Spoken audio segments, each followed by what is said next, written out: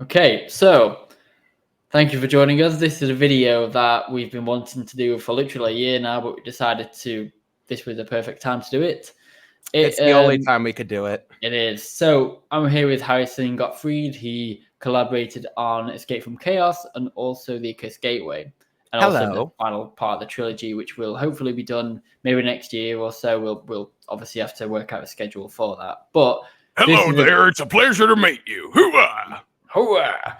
But this is a video we've been wanting to do for a long time. It's going to be a lengthy video, so just bear with us. But we're going to be talking about the unused ideas, concepts, and characters for Escape from Chaos. Trust me, that story had so many different things about it.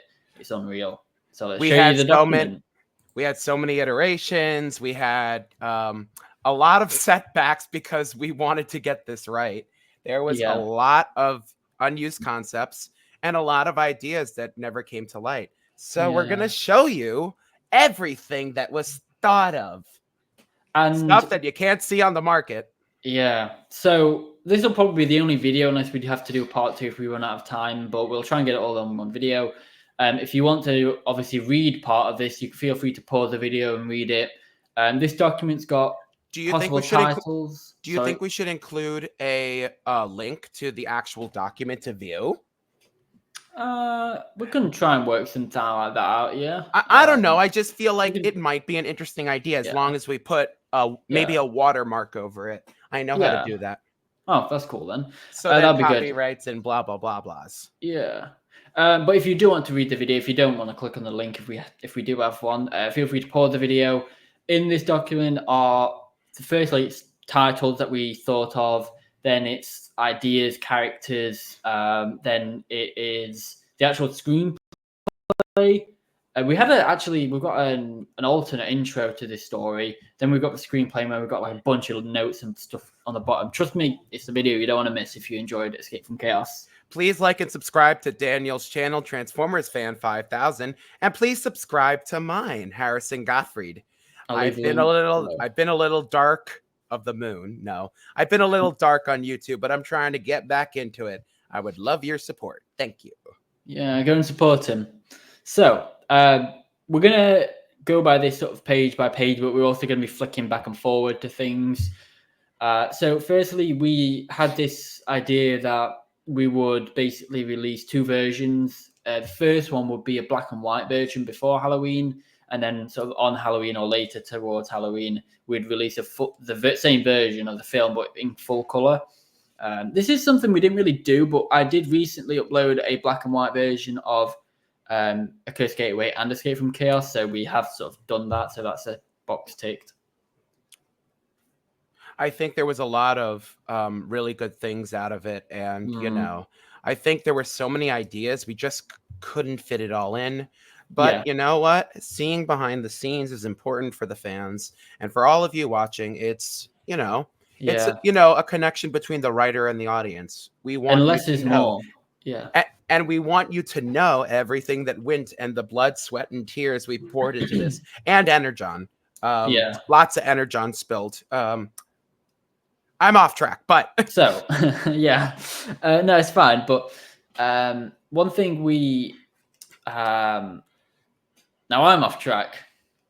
One thing we even did was, so I had a bucket list trip to go out of the country off continent. So I met Daniel last year for the first time. We went to Transformers Nation or TF Nation, blah, blah, blah, 2023. And so we actually sat down there and did we knocked out a lot of it. But prior to that, we were doing a lot of back and forth. Schedules didn't line up. So we actually got to sit down in real life, which was awesome. Yeah. And we knocked out the rest of it. There were a few things we had to finish at the end, but that was where the bulk of the meat and potatoes was. And the story, the heart. And there's a little teaser I showed how it's in the first scene of the next part of a trilogy that I wrote. It's not going to be confirmed or anything. It was just something I wrote up that I think is a good idea, but we'll have to sort of review it still. Yeah, absolutely. But after we spoke in person, I basically said to Harrison, as soon as I get back from TF Nation, it's going to be filming time. And then I pretty much, a week after I think it's even a few days after I got home from TF Nation, I had some time off if I remember correctly, and I was like filming it then. That's what I was going to say. So some of these ideas in the document we did think about putting in the next part of the trilogy, but again, at the moment they're just concept ideas. They're not anything we're going to say are for definite showing. They're just some sort of ideas that we thought of. And as long as we don't, have any huge spoiler drops, which would not be good, as long as the ideas, are vague enough that it doesn't give away anything, we might share a few things that the third chapter of this Halloween trilogy might have a theme of. We're not going to say what the theme of is definitely, but some hypothetical ideas. Yeah. So these are some of the titles that we wrote. We had ideas for. I will obviously. Why don't you read off the ones you picked, and I can read off the ones I picked. Yeah, sure. And again, to the viewers, if you want to pause this and you can read all of them.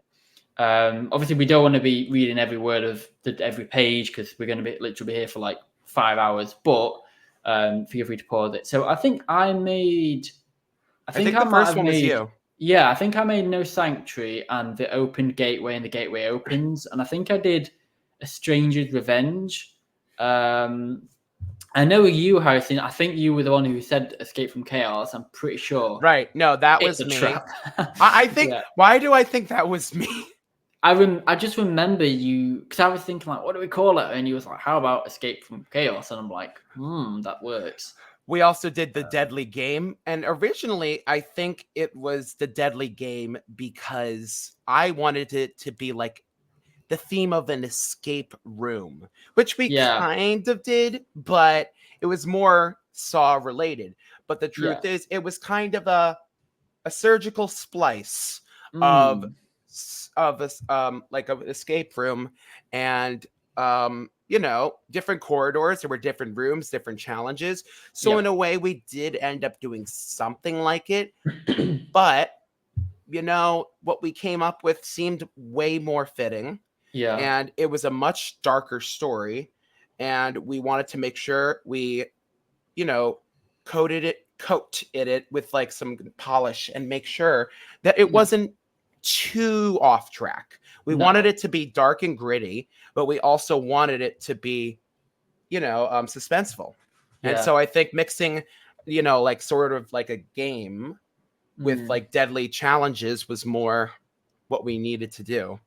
Oh my God. I remember Bonzi and Snide. Oh yeah. That was going to be the title for the third one. I know. So with one thing I don't think I've said this on the channel, but one thing I was sort of disappointed in myself with was the sets. I really tried to make the sets in this episode like unique, and I think they were good and they were unique, but I was always disappointed how they turned out. But you know what they say, don't fix if it ain't broke. No. They do say that. Oh yes. So these are the locations we had. So I did Prison Zero, I think, and CIA and CMC9. I think I did all of those. So a Cursed Gateway took place in an abandoned factory, basically a part of the city that was now abandoned. Whereas this is at the beginning of the war. Yeah, this is during the war. And we weren't sure what sort of center we wanted. Did we want it to be a prison? Did we want it to be an asylum, a medical center? And we had these different sort of rooms within each one. So we had the operating room, interrogation, and mess hall. Which I don't know if we ever clarified. I don't know if we ever clarified what the building was in it. I think we just left it to mystery. I think we did, which now I'm curious about. I know. Maybe we should make something canon, but the mess hall is actually the name of the actual room that the Sabatronians wake up in. Because I mean, this is going to take spoilers and everything for the episode, and we'll leave the link in the description below to watch it. But pretty much in that room, like, a load of people die. So it's basically riots. messy. Prison riots. Oh yes. Now, this is where we're really going to see some of the interesting stuff. So we had the beginning, the middle, and the end. So again, I'll leave it here for a second if you guys want to pause it, but it basically sort of starts how it actually did. The cast wake up in somewhere where we don't know where they are, partial amnesia, how they got there. But Red Alert is really full of anxiety because he knows he's red something's alerting wrong. all over the place. Yeah, but because of his past experience in a Cursed Gateway, he knows something's wrong. And if you're wondering why the characters, apart from Inferno, didn't call for help, because basically their radios don't work. The ultimate villain behind the curtain ended up jamming all outside communications in order to preserve their, I guess, anonymous identity, but as well as to not allow his captives to call for help. Yeah. And this is the alternative story opening. I don't remember that actually. I do a little bit, but I don't remember like who suggested it. Oh wait, maybe we did do that. I know why. Because if it was going to be like an escape room, I remember it. It now, was to allow. It was allowed to be like a trust Yeah. exercise thing, if I remember vaguely. Yeah. So here's where it gets really different. So we don't see the villain of this, and we're not going to say who it is, but we don't see the villain. The mystery is there. The mystery villain. We don't know who they are. But originally, we were going to have like this TV sort of radio in the middle of the room, and it actually kind of like Saw speaks to everyone, as you can see in this paragraph here. Voices projected them, welcoming them all, and saying they've been selected individually for a game, and they must face a series of challenges. Basically, why does that sound like Hunger Games? A little bit, yeah. But I remember we had quite a. I'm not sure if it's in this document, but we had a bit of a sick way of picking everyone. It was like, because Breakaway is going to be on that trap, the villain wanted them to break away. Then the cliff jump one, he wanted cliff jumper. Think about that. Yeah, I know for Skyquake, because he's so aggressive, the villain was like, oh, I want to put them in the mix. And Red Alert, he's got a load of trauma. I want to bring him in so we can relive stress and past trauma of a Cursed Gateway. So each one were really selected. But all this was pretty much the same. Reflector is like, screw that, I'm going. And then dies. And then, yeah, all the doors lock. First murder, that was Reflector and Crowbar. Yeah. Oh, so this bit was interesting because originally we were going to have everyone turn against each other, like properly, like not just be suspicious, but full on turn against each other, where even the Autobots are suspicious of the Autobots, and even the Decepticons are suspicious of a Decepticons. I mean, we saw a little bit with Skyquake and Ransack, but they were literally like, we were going to have like Breakaway turning against Red Alert and getting suspicious of everyone. That would have been an interesting turn. Yeah. Because they thought, basically when the lights flicker and someone dies, they thought it was someone in the room rather than like a trap. That is very true. We had a lot of different ideas also for the deaths, because there was just so many things we could have done, and to be honest, it was almost too fun to like pick one or the other. We just kept, if I remember, I think we kept coming up with ideas and ideas right to the end, and didn't write the script till we actually needed to. It was a lot.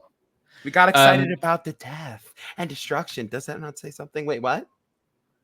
So I don't got killing vibes. What are you talking about? I know. So this here is where things change. So this will be interesting to you all. Inferno originally was meant to be Prowl, and Skyquake was supposed to be Barricade. So I think we did that because they were both trained professionals. Yeah. And basically, we were going to sort of delve, not too much, but a little bit into sort of Prowl and Barricade relationship. But I wanted to do that for another story. But we do have Barricade, obviously, at the end, and Prowl at the end of the episode anyway. But when Inferno sort of examines Crowbar's body and he's like, he was murdered, it's a pressure plate, it was actually going to be, and we've got it in the script somewhere here, but it was actually going to be Prowl saying it's a murder, and Barricade were going to be like, oh, great, another Prowl investigation. But we changed it to... We did change it. I think it was because we had used those two characters, and they already had a lot of story fleshed out. And I think we were trying to explore other characters. So that's really what it came down to. And boy, did we have a lot of characters. Oh, yes. Lots of choices. So another thing, basically the difference between Skyquake and Barricade wasn't all that different, to be honest. Skyquake does a lot of the acts that Barricade would have done. Like Barricade, this is when he gets a lot more of anger in his life, and he gets suspicious of Ransack, and basically just shoots him in the back, point blank range, and everyone gets horrified, kind of like they do in the episode. But I think it was going to have more an effect, especially with Prowl and Barricade, because it was going to raise the tensions a bit more, weren't it, between them? Yeah, I do believe we were doing that for the tension and suspense, but we figured something else is in the works. Something else needs to happen. Yeah, and then I think the second murder was actually Ransack, when Ransack dies, and then there's another murder, and then Barricade realizes, oh damn, I just killed someone innocent, and then he leaves pretty much quite early on. So basically, there were going to be multiple doors to this mess hall, and they were all going to go their own separate ways. And they do a little bit, but in the final thing, we have them more united as one big group. And then it's actually Steeljaw getting lost that pretty much separates everyone. That is true. The dog, it's always the dog's fault. Yeah. And Whirl and Blitzwing. And Whirl and Blitzwing were going to be the suspects as well, weren't they? Oh, Jesus Christ. Jesus Christ. Blitzwing was an unhinged mess. Oh, not the dog. I loved playing him all the time. Shut up, get out of here. You two are so insufferable.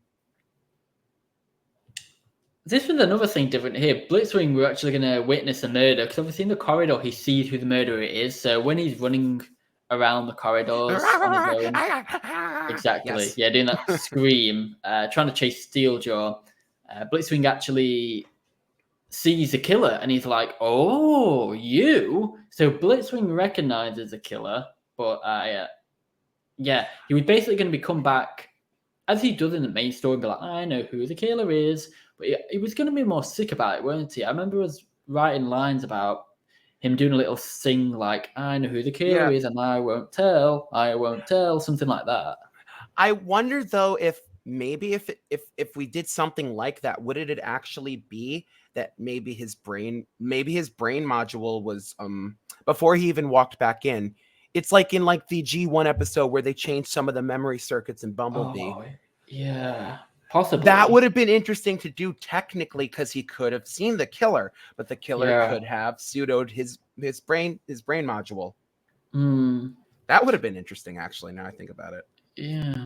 This bit's really one of the where it starts getting a bit more different. So I think this was after Barricade and Prowl's parted ways, and Prowl again takes on Inferno's role, but they were actually going to stumble on a room where, and this was the sort of operating room that we spoke about earlier at the start of the video, but there was going to be, they were going to basically walk down the corridor and then double take at a room and see like a dead body on the table.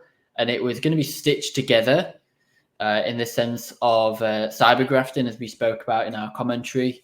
Again, I'll leave that in the link description below if you want to see the commentary. But it was actually going to be Retgar, so it was going to be the first junkie on how different parts were sort of jumbled together. And I were going to use the Generations. Oh, yeah. When we were... Oh, that's right. We were going to make Retgar like he's playing a game, but it's literally just screwing with the others. He was going to be almost as demented as Blitzwing. I do not know. So what I remember is I think they felt sorry for them because they came across Retgar and was like, "Oh, you poor thing! What's this sicko done to you? What he stitches you up like his pet, like his pet project, like a Frankenstein and monster." And then he was going to just absolutely just kill people and lure them to their deaths. So this is all the same, I believe. That's so twisted. I like it. This is another death. So when Mirage runs and gets his basically trapped and like he glitches in and out and he gets his invisibility power, originally something was gonna drop on him. Like as he runs in the back in the mess hall, and he's like, "Guys, I know who the killer is." Oh yeah, Instead of him weren't we getting gonna do like a trapped, pipe? Weren't we gonna do like a giant pipe or spire? I don't remember. I know it's I going to be feel something I big feel and like there heavy and was sharp. yeah, no. I thought it was like a giant like overhead pipe, if I remember correctly. Yeah, Or and some something sort of was just going to, giant obstruction. Yes, it was that. Now I yeah, remember. it was going to just crush him, and everyone was going to be like, "Whoa!" Because this is a big room, and it's high up, it's tall, and again, he was going to flicker in and out of his invisibility. So it's basically the Oh my same. It's god, just that would be something funny squished if it him. was if it was a giant object and it sliced them in half. Almost like 2007 jazz. What? Mm. Gosh. So Jazz doesn't like being splint too. this is another very different thing. So Prowl was actually going to go really crazy on Blitzwing. That's right. I mean, Inferno does that, but I think we had it where Prowl actually basically points a gun at Blitzwing and says, if you don't stop, like this is the point where I know we're sort of going quite fast here, but again, this is probably like 20, 30 minutes into the actual episode. Prowl's had enough by now of Blitzwing, and he basically threatens to shoot him, as you can read here. I don't remember if we did, if we chose like a reason, like he was going like maybe he was seeing things or he was becoming paranoid, or if there was something like some sort of entity that made him do it. I forget what it was, but I feel like he was gonna like snap, and it was gonna cause him to literally actually shoot the shit out of Blitzwing. I think he did. So I know isn't that right? Where he does, and then Barricade comes around the corner and sees it. Yeah, and he's like, "Why are you killing a Decepticon?" Blitzwing He was isn't like, great, what are you doing? Yeah, That's my job. I had ransack, yeah, and I want Blitzwing. Yeah. So after this, I think they were like Barricade were coming back and like, "All right, Prowl, I'm sorry, see that," and then he's like, "Okay, yeah, I'm done." And this was when we were gonna separate the group from Autobots and Decepticons. So cons go with the cons and bots with the bots. Yep. Blitzwing torments the remainder of the crew. Prowl's had enough. He walks up to Blitzwing and shoots him dead. Alternatively, he could beat him to desk. And we see a dark side of Prowl. And I didn't mean to say that. I was hoping he didn't pick up on that. Wait, beaten by a desk? What kind of sick game is this? Prowl does actually have a hatred of tables in the comics. Oh, shoot.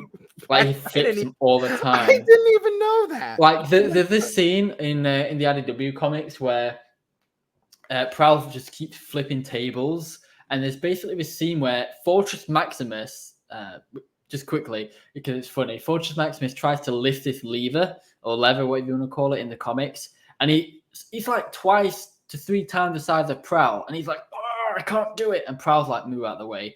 And Fort Max goes, "Prowl, no offense, but if I can't do it, you're not going to do it." And Prowl just goes, "You haven't had the practice," and just flips the switch up like he's flipping a table and just completely like shocks Fort Max. Anyway, sorry, back on track. That's like far out, man. I know. I mean, we could have Prowl just pick up a table and just start beating Blitzwing. Oh my god, literally if you did another EU and it's just literally like a side homage. Yeah. Just literally a little bit of a, an homage, or I mean, little reference to the comics. This bit we kept in here. So Blitzwing doesn't resist getting beaten to death and starts laughing and talking about how they're all We did that die. because he wanted to see how far he could push an Autobot to resorting to violence. Because I think we did that because we wanted to show that even Autobots have a breaking point, and there are things that can piss them off. And truth be told, Inferno did snap, but I think Blitzwing really wanted him to come into his primal like rage, and that's why he was letting the crap get kicked out of him, because he wanted it to. And it's almost like the way I kind of see it now is Skyquake sort of snaps Inferno out of it, and Inferno sort of realizes, oh, if I'd have carried on, I would have ended up like Skyquake, where I just give in to the anger. Because not even Skyquake felt better after beating Blitzwing. And I truly think, if Inferno didn't jump off Blitzwing's body, I truly think Skyquake would have just jumped on top of Inferno as well and just Talk got about a thrown Transformer punches. sandwich. Yeah, Dog pile or I know. bot pile or bot and con pile or whatever. This is another different thing here. So Barricade, when he goes alone, when he's like, screw you all, and this is, I think, in the middle of his story. So he basically walks off and gets crushed with a giant tank. Oh, that's actually where we said that, I think. So, oh no, that's different. Huh. yeah. So there were a few different versions of this where Barricade walks off, then he gets crushed. He sees, basically when he's crushed, he sees the killer walk around the corner, and Barricade is like, I can't remember if he was begging or trying to get his own weapon to shoot the killer, but I know that the killer walked up to Barricade and just starts battering his body with like a crowbar, and just that's bats my god, until that's there's nothing right. left. That's right. Did we this use Barricade's his what is it called, the stick, the baton? Yes. Did the killer take it and beat him with it? Now you mention it, I don't know if I'm making this up or whether this was a thing, but when he got crushed, didn't his baton like roll on the floor and then the villain picks the baton up? I think you're right. It like came. Yes, I think you are right. So I think you're right. Yes. This bit I've highlighted here is really dark. We hear him literally slurping on his own energon as he like gets beaten up. He's like when you over intoxicate. Yeah, literally. At the mouth. So this is where it gets even more different. Like, and this is just the iceberg. So originally we were going to have it where they have to, the remainder of the groups have to split up and look for clues. And basically like Scoob, we got to split up for clues. You've never heard that one, but yes, I can do that. So Scoob. Yeah, it's because of the power, and they basically have to reconnect the source back up and turn the power back on. But I think we both weren't too keen on that idea because we're both like, oh, it's just too cliche, isn't it? I think. Yeah, I think, well, part of the suspense and part of the intensity was because they couldn't see or figure out where the heck they were. Yeah, and so I think it would have literally screwed with the storyline. Yeah, and one thing that's good about the actual final version is it's the characters who break off, and you think, oh, why did you break off? Like, don't be stupid. Steeljaw running away, everyone having to run there after Steeljaw, then Skyquake leaving at the end, and then Inferno chasing after Skyquake. And the thing is, like, all the group went to pretty much find Steeljaw, but then when they heard him bark, that's when Brawl and Cliffjumper are just so focused on saving the dog that they just sprint away. And even Mirage follows a bit behind, but he's not quick enough. And they all basically run to try and find them. But then Inferno and the rest of the group are like, oh no, we need to just stay together, because if they run, they have to be careful. If they run and rush through everywhere, they could run straight into a trap. Yes, why it's a trap, if you These are the groups, though, and this is the first part of the character that we didn't use. So we were going to have Wheeljack and Breakaway go to the control room and basically seal the CCTV. Oh, yeah. Isn't that like we did that like Among Us in a sense where like they were going to see it all happen? Yeah. This was way before Among Us, though. Like I feel like I know, but it's not far off. No. It's not far off. Did we predict the future? Oh, God. I know. Like the Simpsons do. Oh. What I'm gonna do, unless you want to go through this a bit more, but basically I'm gonna just leave the screen as it is as we talk, and then the audience can read if they wish. Yeah, I think this bit I'd like to take point if you're good with that. Yeah. This bit we kept though with Brunt and World, sort of to a degree, right? Where they sort of go off together. So that's their little scene there. Yeah, a lot of that we kept the same. We kept the blue energy appears. We did a blue energon net. Yeah. We did kind of keep that. We just made some minor alterations. You know. An IDW world with a big inspiration.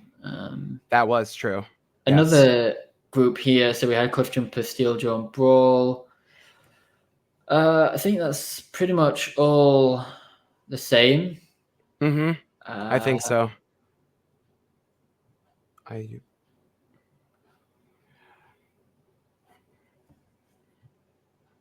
Yeah, I think that most of that were the same. Group 4, Prowl and Retgar. So we'll touch upon this because this was a completely different idea, but they were walking down the corridor, then they're knocked out. Prowl wakes up in a room where he's tied to a chair. Mysterious voice, kind of like the breakaway and Cliff Jumper bits, but that's heard, and it tells Prowl that he must do some task, kind of like Saw again. So this one was going to be a little bit similar. I think this was in replace of Breakaway, but it was going to be an axe, kind of like the little sword thing, machete that is triggered for Breakaway, but this was going to be a full-on axe where Prowl was in a chair and it was going to basically swing down and just chop his head off. Or not even chop his head off, but like go diagonally through his head. And then when he gets rescued, he was going to get just a little bit of paint just scraped off just in the moment. He just skimmed his head. And then, we was kind of wondering where Retgar can go.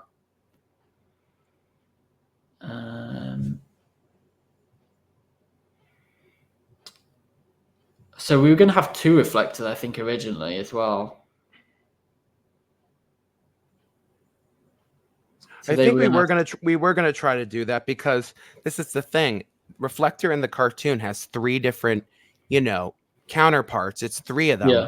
So we were gonna do something where I think they were like, in a weird way, like those like siblings where you can feel their pain and feel their. Like, I think we were gonna do that. Where like because they're like interlinked, that they were gonna feel each other's pain and suffering, and like one of them would have gotten killed and the other would feel it and like see it. In a bit head. like Top Spin and Twin Twist, yeah. Yes, psychologically linked. So there is something in relation to the reflectors that we'll touch upon later as well. But I think this was pretty much all the same, more or less.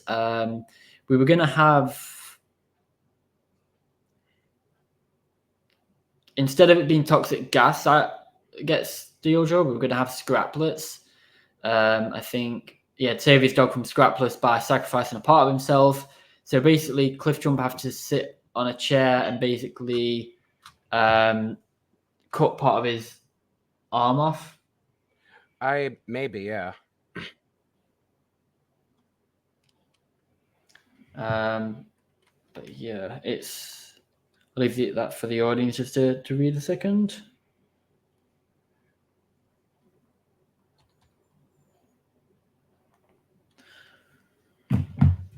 But yeah, I'll just check the audio. Yeah, I mean, it says that it's you see how mine's lighting up only vaguely, and if I sit further back, it's not always picking it up. I think your audio is fine. Okay, all right. I just wanted to clarify. Yeah, no, that's good. We'll edit that out. Well, I don't mind. As the if the audience are wondering, we just had a little behind the scenes moment there. Yes, behind the scenes indefinitely. We were going to go back to Whirl, weren't we? We were going to have him basically that brunt scene, then we were going to go back to him and just see like a minute, 30-second clip of him just sort of chilling.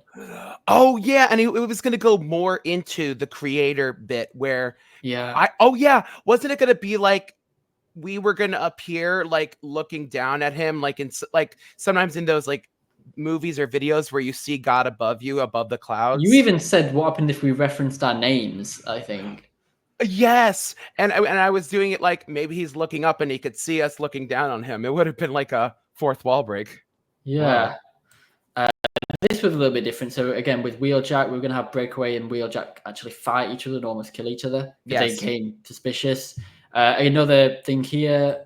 So we'll talk on these characters. The 3 of them were in Accursed Gateway.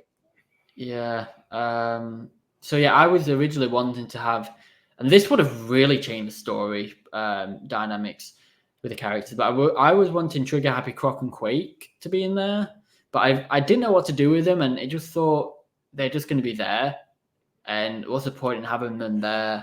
actually, it would have been interesting if, because we did Trigger Happy in the first one, we did Croc in the second one, and then did Quake in the third. That would have That been would have been. interesting. It would have been, because we talked about Croc and Quake, so why? Huh? Yeah. Maybe it would be funny if we had them in the last version. Yeah, we'll have to think about that and see where we Yeah, can I go mean, with it. it's an interesting tie-in, because like Strong Arm is in every Yeah. episode, and Red Alert will be, because they're Yeah. more in the field of dealing with things like this. And Exactly. we didn't include Prowler Barricade, but I think No. we're gonna have to at the last chapter. I mean, they are actually in Prowl and Barricade are in it, but they're just right at the end. Right, but you know what I mean, like a Yeah. more Strong arm story. lead on that. Yeah. And Rook is in both. The most obscure Protectobot is in I remember when we did the Curse from Gateway, and I think you would talk about that because I think you helped write the final scene as well in the battle. Yes. And then you was writing your characters, and because originally the final scene on the Curse from Gateway, the Curse Gateway's final scene was just going to be a little bit of a fight, and that was going to be it. But then you was like, "What happens if we have dialogue in there?" And I'm like, "Okay, what are you thinking?" I mean, you came up with all this about Rook and everyone, and then I'm like, "Okay, let's go with it." So Rook has just become like the Isn't he like the unsung hero? Well, yeah, because technically, like in some series, and in the Combiner Wars toy line, one of each of the Combiner components for Menasor, for Defensor, and even for Superion was a separate character that was never in the originals. So maybe he was like the newest recruit of the Protectobots, but then what happened to Groove? I almost think it'd be interesting if we put Groove in the last episode. Groove is he is in Accursed Gateway. Right, but that's the legend scale, right? He is, but I prefer it more sort of scale accurate in that sense. But what if we did like, forming, like mass shifting?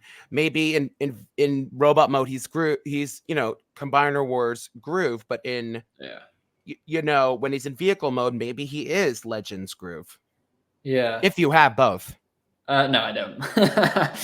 Why do you do this to me? Why? Sorry. Why? So it's funny with Groove as well, because when they open the door, you can't really see it, but Rook has the Combiner Wars hands like plugged into the 5mm port at the bottom, and he's using his little stick thing to like wedge open the door like a crowbar. I think it's like an electric stick, like for unruly, shock kind of stick for unruly prisoners. But yeah, so the ending was basically similar. They came across the location, but we had a few different stuff. So bodies can be intact. Bodies are not intact, but processing spark can be put in a new body or rebuilt. Yeah. The villains' motives, they want to see kind of like almost like a science project. What happens if you put all these different people together in one room and psychologically torture them? Like, what will happen? And he takes pleasure in this. So moving on, these are the casts. So these are just sort of like a thing. A list of both that we were gonna have. Yeah. So here's the characters. So we were gonna have Mirage, but he was actually in it. So originally we were gonna cut him out. So too big of a character just to kill off, because we basically didn't want him to die, and was like, do we keep him in or not? Do we replace him with another character and just kill them? But then we thought, it worked for his invisibility powers. Wheeljack we just cut out because I don't think he fit. Same for these three, Trigger Happy, Croc, and Quake. Trigger Happy would have really antagonized everyone. I don't think. Oh yes. I don't think he would have been like Blitzwing or Whirl. I think Trigger Happy would have acted more fearful, to be honest. But he would. Do you think he would be more malicious? Like he would know exactly what he's doing, but kind of like a bully, like he'd be egging them on? I think he'd be worse than Barricade and Skyquake. That's what I'm saying, though. He would be like a bully, literally knowing what buttons to push. Yeah, I feel he'd be more like a coward almost. He'd be that terrified that he'd go into some frenzied attack, and if anyone messes with him, he'd shoot them. I was just thinking trigger happy because maybe his mentality is a trigger happy kind of thing. Where like, yeah, that's kind of what it is in a lot of other Transformers media. We're gonna have another reflector, but we cut one out because we actually, this was the reason. So we said having one reflector opposed to 2 or 3 would make them feel more isolated and alone. that's true, and also because they're all reflector is not even technically gone, just a single counterpart. And the truth is, in the War for Cybertron series that was on Netflix, there's many copies of them. So technically, they Shockwave might have had a clone of one of them or whatever. You don't really know. No. So I mean, there was a reflector in Accursed Gateway as well, right at the end. That's right. And here we weren't originally going to have Ransack. It was just going to be a random nameless Insecticon, because they weren't named. They were sort of an original character. Chop would have been great. I think we originally said maybe Chop. Well, now there's that new version of him, which I kind of love. Yeah. But I didn't want to buy those two because, like, not necessarily what I would want. Like, I love the G1 Insecticons. Don't get me wrong, but I only kept Ransack because it's part of that multi-pack. Yeah. Because we don't know who the new Insecticon was, the audience would probably immediately not know his character and whether he's guilty or innocent. So this was just a death chart that we basically kept around about how each one dies. The order it goes in and how they die. Yes. I know. So that is there if you guys want to read it. Oh, that's like Death Note. Even though I've never seen it, I've heard of the concept. So, this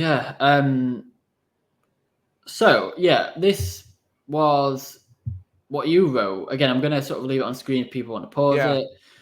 So originally, Harrison wrote... Oh, yeah, we were going to do Mind Wipe. Yeah. So we were going to have this intro here, and then we were going to have... Just for the sense of it, do you want me to read it? It'd be kind of interesting. Even if we both like... a table read. I'll do it though, I guess. Yeah, go ahead. We open to a black screen and suddenly a voice is heard.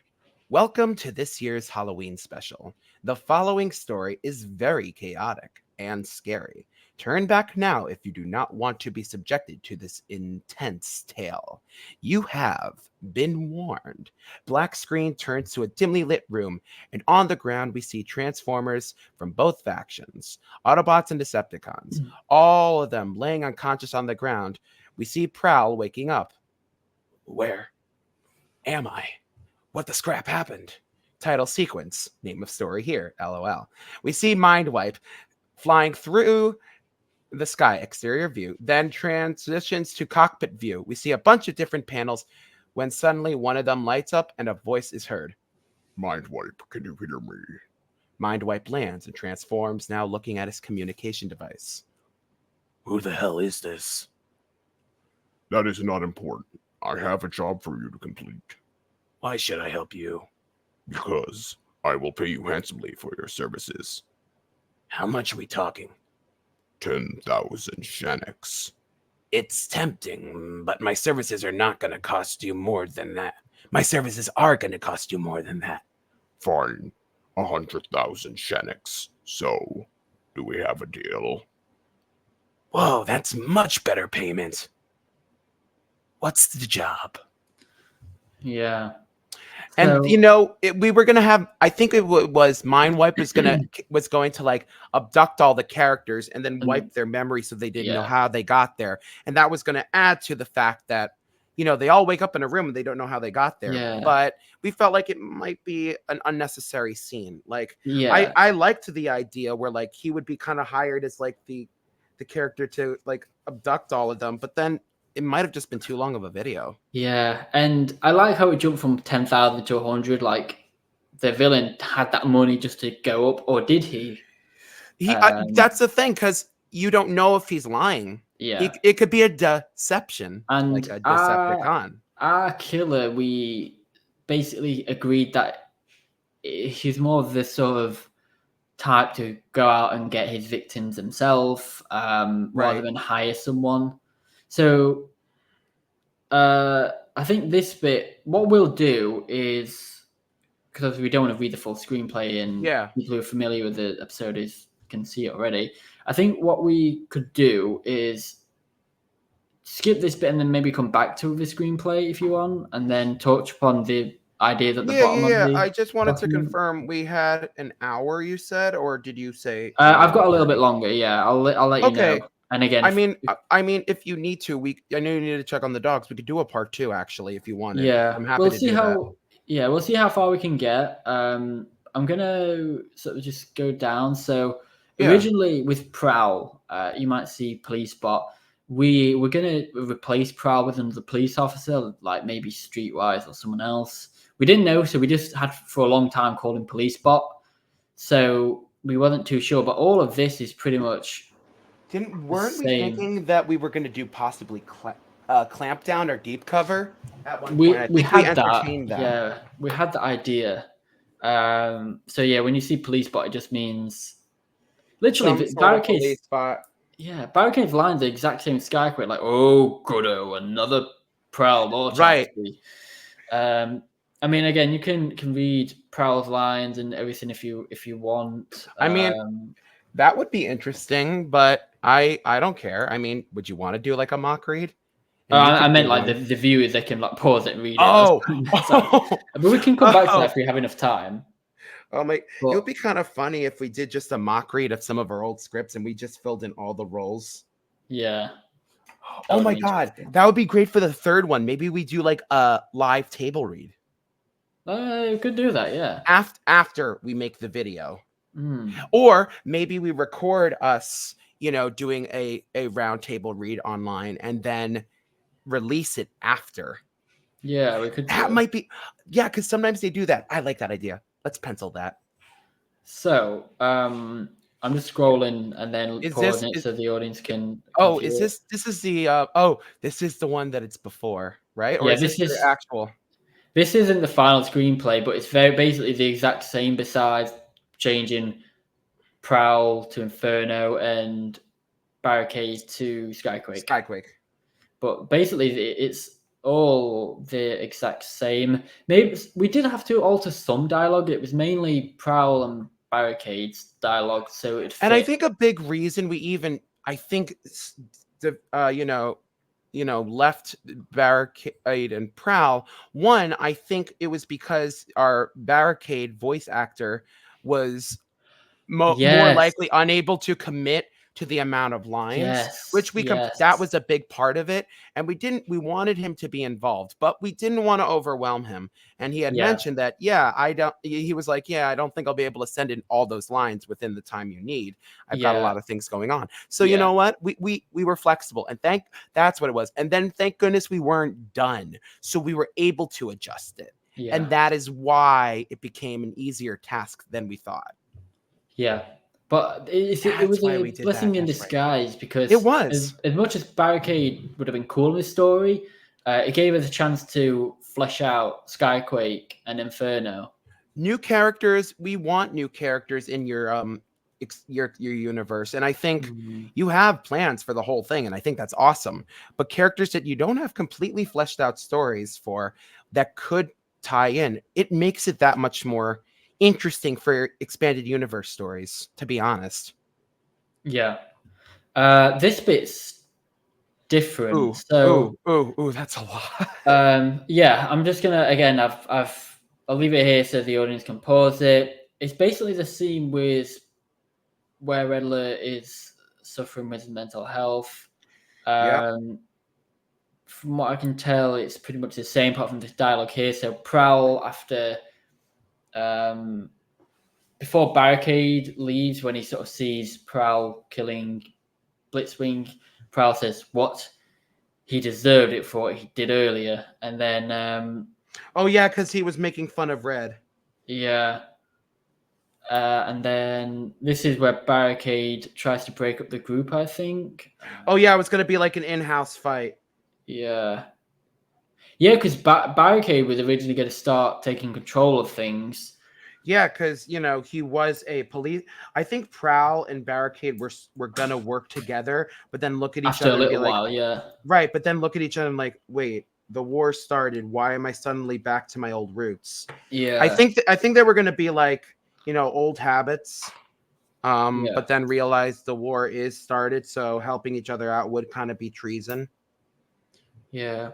And all these, again, this is dialogues that didn't make it in. This is Prowl and Barricade going back and forth with each other about their past. Blitzwing, guess I missed a TED talk.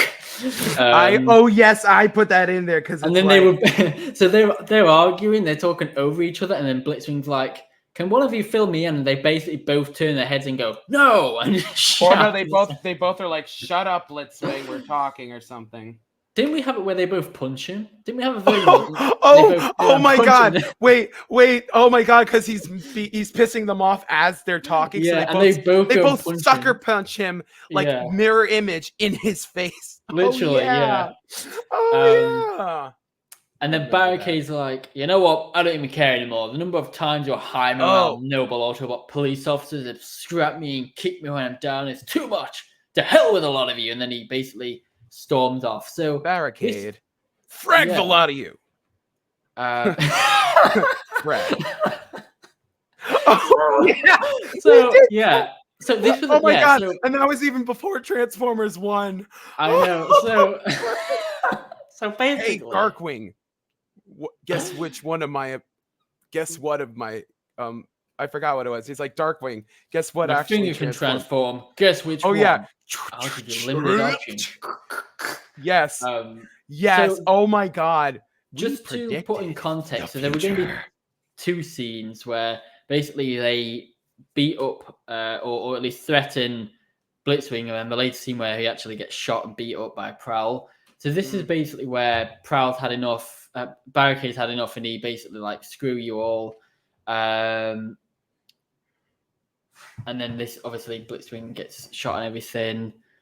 Police spot Prowl, goes, no, partly it's my fault. He is right. Part of it is my group's fault. We should never have isolated him that day. We were wrong to do that. That's basically the day that Barricade, Prowl, and the other police bots had a fallout. And when Barricade walks off from the group, sticking the middle finger up at everyone, Prowl or police bot knows that this is definitely, the end of their friendship. It's no going back. Prowl thinks, better go speak with him. And it weren't in the sense of Inferno, because Inferno, when he says this line, like, I better go speak with him, he's traumatized. Whereas Prowl is a bit more, or police bot is a bit more composed and be like, I better go speak with him, feeling more responsibility. Yeah, because it's Prowl. This with a line here. Well, at least his top one. This was an alternate line. So when Skyquake storms off and Inferno's like, I better go speak with him, this is this scene. And then this is the scene where Barricade gets crushed. So he walks out. Again, you can read this if you really want. So he's sort of venting to himself. Then that's when the big machinery thing comes and crushes him. And I think we had a line where this with it, yeah. So he feels embarrassed. Like once he's vented, he's like, oh, maybe I should actually go back to the room and apologize. And then he starts, I think, walking back, and that's when he gets crushed. So Barricade would have actually gone back to the group and Prowl. So, yeah, there's that. And then this is where Retgar or some other Junkion comes up. And so Barricade goes, at least no one saw this happen to me. Retgar goes, I did.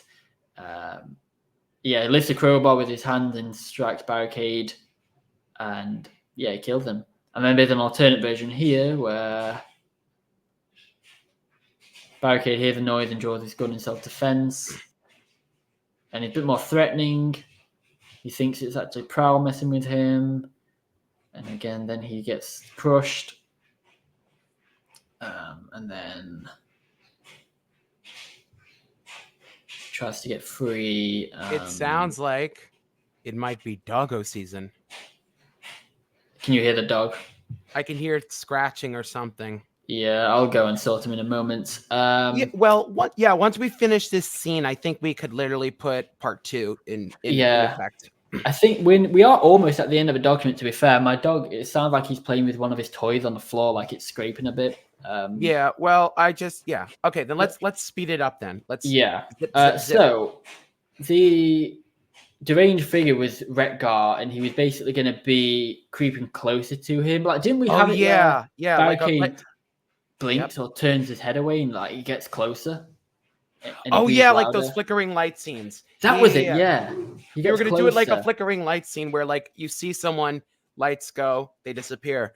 Look back, lights go up, he's there. Lights go down. That's right. What are those Halloween? What are those spooky tropes? Yeah. So what is it now? Yeah, I'm just gonna check on my dog. If you want to keep the audience just entertained for a second. Sure, absolutely. So, like Daniel's been saying, this had a lot of reiterations, and there were a lot of different, concepts and ideas that we used. And we didn't want it to be a super long video, but we also wanted it to have, enough, meat and flesh that it could still be a very compelling story. And one thing that, I don't think really has been mentioned is that, a huge thing that I wanted to do with my friend Daniel here, I wanted us to have a character who would be in all 3 of the stories. And to be honest, we have a few of those characters who are in each episode. And I felt like that would be interesting because it's a trilogy, but they all have stories that tie together to the characters that we've seen again and again. And that was something I wanted to do because it's like, there are 3 specials. It's a trilogy. Why don't we have characters that are, resident characters that are always in it? So, I think we did Strong Arm because, I think we did it in a sense because of Robots in Disguise, 2015 when she was like a rookie. And then I think we wanted to like flesh that out as well as Halloween. I think we did that because it was a new, she was a new cadet at that point. Yeah, I was right. My dog was playing with his toy. So, but yeah, like I was just saying, is that there's a lot of story that we put into this, and to be honest, if it wasn't a trilogy, maybe if it was 2 trilogies, depending on what we did with this, storyline, we could have added a lot more. But like Daniel was saying, less is more, and we want to leave the audience with questions. And in some things, there are like projects and then fandoms, and then people even do fan fiction, and in a sense, or theories, predictions. And that's the thing, any good project or projects leave the audience with questions. It doesn't mean they're all answered, but it does mean they hypothesize and kind of imagine what could happen. And that's the point of a good story. We want you to question what's going on and to be like, this seems off, or I think I know where this is going. Yeah. No, thank you for that. But I definitely agree with what you said there. It's I know with like a Curse of Gateway, we were originally going to have like 3 short stories, like a Treehouse of Horror. So yes, that's right. We were going to do almost like we were going to do it like a Simpsons Treehouse of Horror. That's what it was. Yeah. We were going to do 3 mini episodes. But then I was just like, why don't we make it all one thing? Yeah. Yeah, but then just because it's a story of characters that we know and we've seen frequent enough, and Daniel had not used in his main storyline, it makes it almost like a resident characters, and that allows their stories to be fleshed out over a period of time. Yeah. But I hope you took care of your little boy. And he was playing with his toy. He was like scratching the floor with his toy. And now I think he's just barking at his toy. So if you hear him howling, don't worry about it. Yes, it's just a moon thing. It's just a moon face.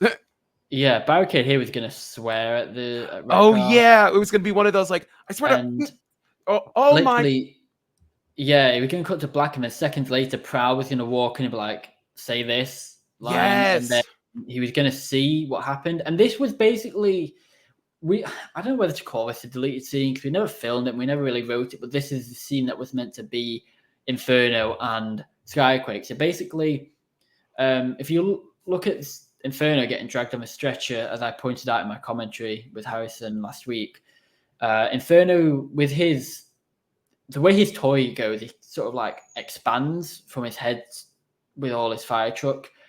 Inferno is basically going to get stretched, and Skyquake, I think, was going to get crushed. And this is what happened. Prowl got crushed, and Barricade here was basically going to go in the room and actually see Skyquake or Barricade actually like dead. So when between the cut of Inferno saying, "Oh, I better go and follow Skyquake," and then Breakaway and Cliffjumper waking up, it was actually going to be this scene here with Barricade, Prowl, Inferno, Skyquake seeing, them crushed. And then Prowl was going to see Barricade and hyperventilates. See if there's any sign of life. And that's the thing, as much as they hate each other, they still almost have that love for each other almost. Like he's checking his because they were both officers pre-war. Yeah. Well, they were close, and Yeah. the war had split them. So the truth is they were close. Mm. The only thing in the way currently is the war. They still care about each other, but they have to put their feelings aside in order to complete said missions. Very much. So this is getting to the end of the document, of the episode, but this is going to be a bit interesting. So in the final sort of scene with Blitzwing, when he gets beaten up by Inferno and Skyquake, in that room we have Inferno, Skyquake, Blitzwing, Red Alert, Mirage in and out, and Breakaway. So obviously Breakaway gets taken away. Mirage is sort of incapacitated a bit. Blitzwing is beaten up. So we really left with Inferno and Skyquake, really, which in this case, again, would have been Barricade and Prowl, where Barricade goes and gets killed. And then the scene would have been followed on from that, where Prowl, Police Bot, or Inferno would have seen Barricade / Skyquake crushed to death. And then they would have gone back in the main room, the mess hall, where basically Blitzwing and Red Alert had all their big event. And he would have basically ran back into the mess hall, and no one would have been there. So that's when basically Breakaway would have been kidnapped. So Breakaway would have been kidnapped again? Aren't they already trapped? This is the but dang it, they're already kidnapped. What's the issue? I know. So Breakaway gets gassed, or taken into another room, which is where he gets strung up. Yep. And that's when everyone else is left in the room. But again, Inferno, Police Bot, Prowl, they would have sprinted in the room and be like, guys, Barricade, Skyquake has been crushed to death. But they don't see a thin piece of sharp wire and the Police Bot. And this is the reason why we didn't want it to be Prowl. They run back in the room, don't see wire, and basically just decapitate himself straight away. And it was going to be a cut to black, and it shocks the audience. So this police officer who's been a big lead in the film just dies. And it's almost like The Walking Dead, how no character is safe, and they're this big character and then they just die instantly. Like, it brings a bit more realism. Oh, yeah. I think we were going to do something like that. But I think we went with the concept idea of Inferno getting stretched and not using Prowl, because we didn't want him to be... He's too big of a character to kill off. Yeah, and I agree with that. If I had used Prowl, it would have been a bit like, oh, there's a plot armor, he gets his head chopped off and he's still alive. Well, wasn't there something in the comics or in the storyline where Prowl's head was included with Devastator? There was. So technically, his brain module could have still been working. So the thing, and that's I know it's a separate thing, but do you care about spoilers for the comic, or can I tell you? I don't really read the comics, so please go ahead. So this is the audience spoiler warning for the IDW comics. Basically, in the comics, Scrapper gets killed, and obviously Scrapper is the leg for Devastator. Another Constructicon replaces Scrapper as a leg, and Prowl actually combines himself to form the actual sort of shoulders and head of Devastator almost. Why did he do that again? I can't remember.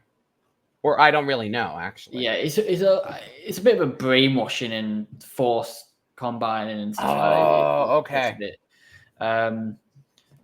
So yeah, this was a big scene here. So originally we were gonna have maybe like Cliff Jumper or another character running around frantically. Maybe this could have been Breakaway, trying to find everyone because everyone's gone missing. And he basically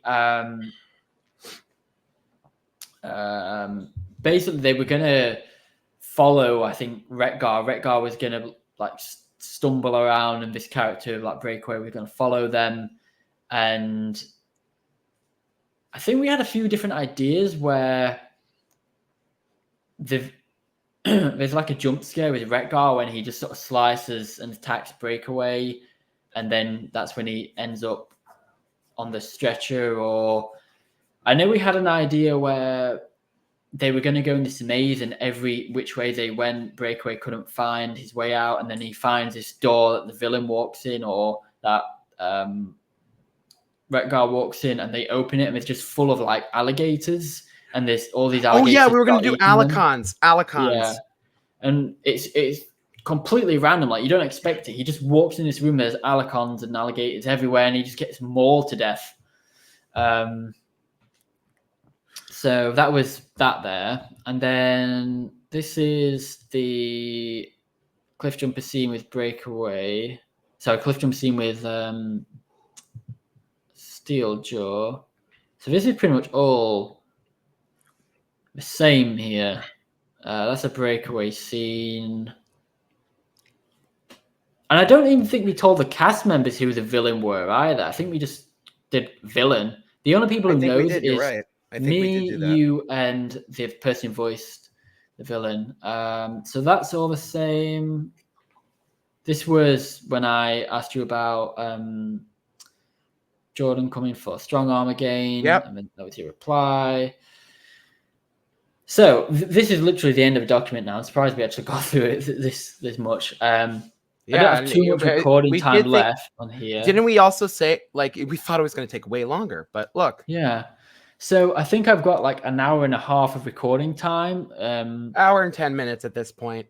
Yeah, well, yeah, because my local recording time is limited to like an hour and 30 minutes or something. And 2 hours. And truth be told, we've done a lot of information. And, you know, between you and me, the other thing we were going to do, I think we could table that, to be honest. Yeah. So we've probably got another like 15 minutes worth. Yeah, I mean, we don't have to use all of it technically, but no, we'll try and get through the rest. Yeah, let's zippity zip. So these are the final sort of few notes. So I don't know if you want to go through them, Harrison. Sure. I spoke a bit too much. I'm sorry. Yeah, no, it's okay. Well, we wanted to add a little bit of Easter egg, so we didn't want it to be that hard to spot, but a smoke wisp at the beginning of the episode that shows the presence of the demon. Because if you remember in the Accursed Gateway, we had a Ouija board and there was a demon who was inside of it. So we almost wanted to kind of like bring an homage to that. And there was a end credit scene to Accursed Gateway as well with the Ouija board. Yes, and it would have basically helped kind of tie that in, but we did something else. The maze, so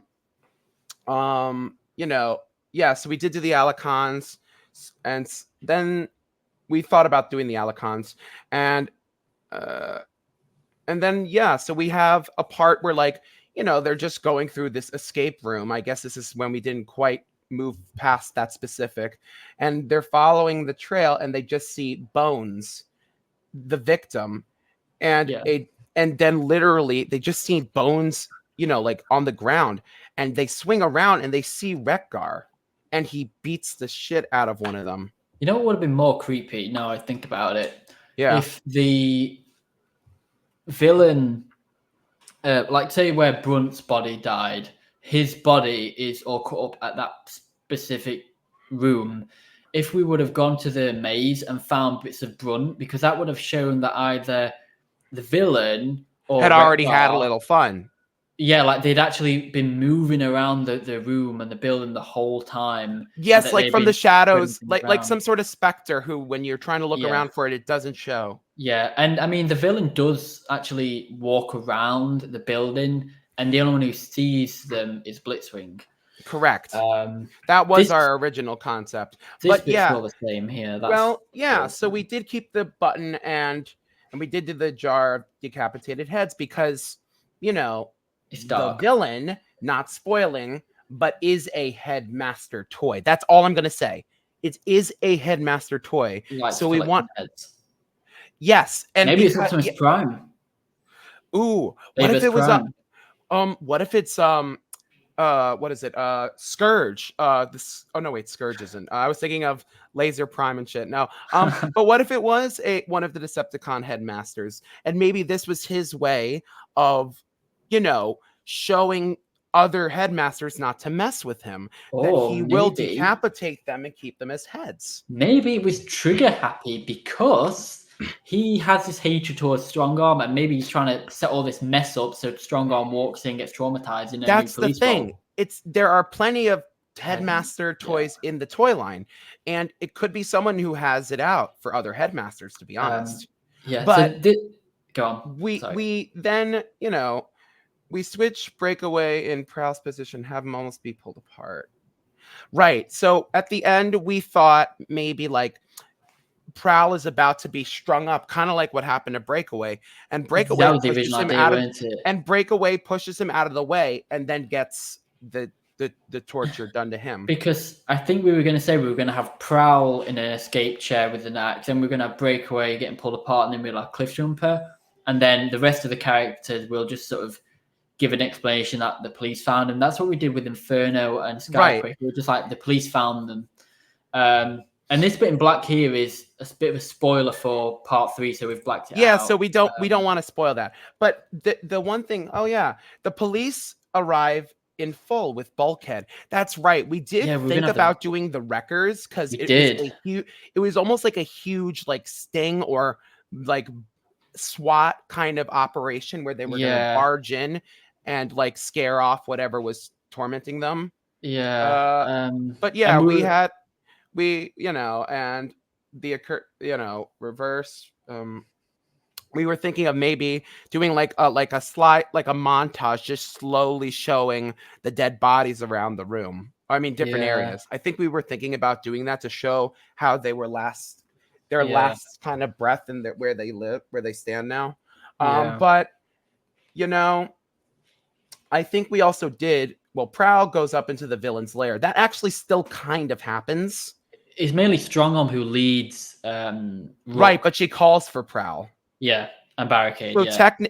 So technically, that did still stick. Yeah, but it's just like alternate versions, isn't it? Like which characters, what do they say? Alternate lines. And then we did think about Cordon. I forgot about that. You know, Cordon could probably be like we were thinking. I think it was referring to the cordon, the police cordon. You know, like the tape. I thought we were, but Cordon would not have been a bad idea. Cordon. No, I don't have his figure, but no, he would have been a cool idea. So yeah, we did the 2 refractors who were captors by Prowl's unit for you. And this is where. Okay, yeah. So, you know. Do you remember that idea, or do you want me to about the refractor? Yeah, so do you remember that? I do remember it. If you go ahead. I'm not sure I remember that specific. Basically, what we were going to have is like we said earlier, all the refractors linked, and basically because there was one reflector captured, it was basically going to be either 2 of one things or both. Either when Inferno calls for help with his radio and it has that horrible screech, either the police actually do detect that call for help, and that's when they converge, or in a battle, the Autobots capture 2 reflectors, and then they start like screaming and everything, saying there's something wrong, and they get a psychic coordinate of where something's going on. and they say to the Autobots, like, there's something going on in this building. We don't know what's happening. We don't know exactly where it is, but it's around here. We can describe to you what's happening. And they had like a psychic link with the other reflector when he died and what was going on. Yeah, so And that's then kind of what we were talking about, the kind of, you know, and then melted cerebral stuff. Yeah, and then basically all the police and everyone, all the Autobots go to the building and see that half-dead reflector outside, or the front half diagonally, and then that's when they all converge. And it was actually going to be Autobots and Decepticons in a united force under the police, with Ultra Magnus leading the effort, and they were basically all going to go in, and that's how they found it. So it was either going to be by Inferno's radio signal call for help, or the psychic connection with the reflectors. So basically, the Autobots are not warlords. They want to be humane with how they treat their prisoners. So they basically when they were taking all their bodies out, like when the police were taking out, Inferno's body, Skyquake's body, etc., etc., the Autobots went with the Autobots, and the Decepticons went with Decepticons, and they weren't like saying, "Oh no, we're having the Autobot for a prisoner." They all treat them pretty humanely. And Prowl lets the reflectors go back to Decepticon HQ because, to mourn the loss of their brother. This is the last bit, I believe. Yeah, this is the last bit. Do you want to say one bit, Harrison? Yeah, I guess we could do that. So we were see a much older light. Oh yeah, we were gonna possibly see that Strong Arm was gonna kind of be like more of like a what is it called? Cautious? No, like the movie Karate Kid, almost like Karate Kid in a sense, where like Strong Arm has now become like a Mr. Miyagi in training. Yeah. So she seems more wise and stoic, and I think Prowl was gonna look over and be like, "I'm so proud I taught her well." I do remember that, I think. And then, so we did mention that we were thinking of they would have been brought in separate, recovery or separate vehicles, separate, things, and start being like assembled / operated on by their separate factions. Yeah. And why don't you go with the last one? Because I would like you to do that. This one here? Yeah. One? So we were basically going to have, right at the end, kind of mirror how Accursed Gateway went, where we have the glyph board, but it was going to be either little remnants of it, whether it got smashed again after the villain picked up right at the end, or whether it was like complete, or because Ouija boards in films have a presence for like getting destroyed and then brought back completely like nothing happened. Oh my God. What if we did it like it? What if we did it like it was put back together, but it had like line stitching, like it reassembled itself but couldn't heal the cracks? Yeah. Now I think about it, the golden disc would be a good Ouija board, since that can like predict the future and stuff like that and record the past and whatnot. And it is literally a disc board thing. But that's literally all the document. I don't think we have anything else to really go over. Well, yeah, I don't think there's a lot for the concepts now, but we wanted to make sure that we shared with you. There was a whole lot of ideas. I mean, look at all this. I mean, some of this is screenplay, but a lot of it is ideas. And I can't. Does it say 38 pages on your screen? 38 pages, 9,179 words. So that's the thing, guys. Like, there were so many ideas, we could not put them all in. We literally put it in a noteboard. Right, but here's the thing. We wanted to share this with you because it gives you ideas and speculation of how the story could have gone. And, sometimes it's always interesting to show people those what ifs. And it's cool how we had bits of screenplay and then we had like little notes of what was going to happen. Then we wrote the next scene, because some scenes we didn't write back to back. Harrison wrote a few scenes where I basically said to Harrison, you go away and write that scene, I'll go away and write this scene. Oh yeah, we were going to do like back and forth scenes together. Yeah, so we both wrote our own scenes, and then I think I wrote the cliff jumper and breakaway bit, and then I think you wrote the red alert scene and all that big chunk with Skyquake. and then we collaborated together and did the main bits like the start, the opening, and stuff like that. But I like how we've got bits of the screenplay, and then we've got those little bits of potential idea or alternate ideas, like we had the prowl and breakaway, prowl and barricade bit. But what I find interesting as well, the opening bit that you wrote and the characters, I've lost them now. The original Mindwipe? characters, no, the characters we had. For the opening scene, that was Mindwipe. No, the original characters we were going to have like Trigger Happy and characters. Oh like that. yeah. This bit here, the cut character. I found this interesting, like what could have been, and then we had the alternate ending where it would have started the same way that the episode. It would have ended the same way the episode started, where the characters wake up, but this time it would have been Optimus and Megatron.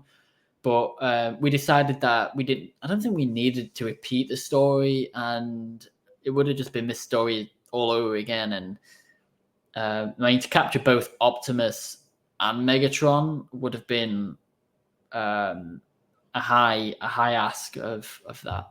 Yeah. I'm going to stop sharing the screen right now, but is there anything you want me to go back to just before I stop? No, I just wanted to say, it's always a nice thing for when directors, they share the unused concepts, because, some people can just literally go into the story and not have that behind the scenes kind of stuff. But what makes it interesting is when things are shared, so you guys can get the real feel of what could have been. And if you don't have any, I mean, Daniel, do you have anything else to say? I mean, probably the only thing really is some ideas or characters we kind of might use for the third one, but again, there's nothing confirmed, there's nothing set in stone. We're still very early stages. And even if we write one of those characters or scenes into the third installment, it's still subject to change. But absolutely. And let us know what you think of the ideas. Yeah, we want to hear from you. But yeah, I mean, anything else, Daniel? No, other than your channel link in the description, the actual episode description, and the commentary in the description if you want to check all those out. Everything should be down there. But, I just always got to say, Daniel, it's always fun to do these with you. So I'd like to at least say to Daniel's audience, thank you guys so much for tuning in to our little, behind the scenes, what if ideas and drafts, whatever you want to call it. We just want you to know that there is more to the story than meets the eye. I'm Harrison Gottfried. And I am Transformer Fan for 1000. And we thank you for tuning in. Thank you. I'll everyone subscribe to Harrison. Till all are one.